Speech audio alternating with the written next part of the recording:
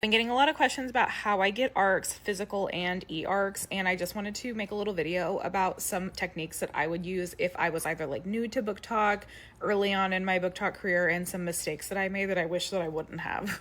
First and foremost, make a NetGalley account. I would say that most of the ARCs that I got, especially early on, were from NetGalley.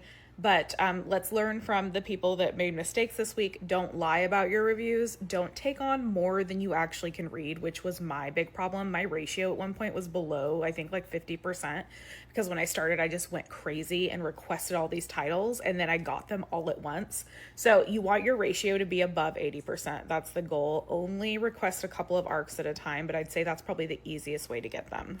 Number two, that I don't see a lot of influencers talking about, is you want to get into the influencer programs with publishing houses.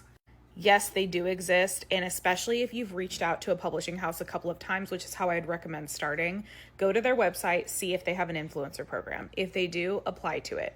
If they don't have it, then email the specific like sub-publishing house of the publishing group directly that's in charge of that title, oversees that title, and request the title of the book and put your address in the email so that they're not having to email you back and forth.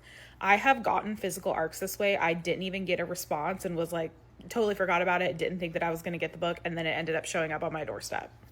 I will say though, like now that I've been doing this for a little longer, I have realized that the majority of people are going to be getting lots of physical ARCs because they're a part of these influencer programs in the publishing houses. What they do is they'll send you out an email like once a month and say, hey, these are the titles we're sending out. Fill out this form if you're interested. So that's the goal. You want to get to that point.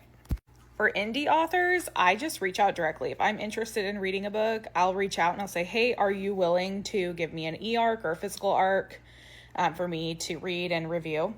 And obviously it's for free.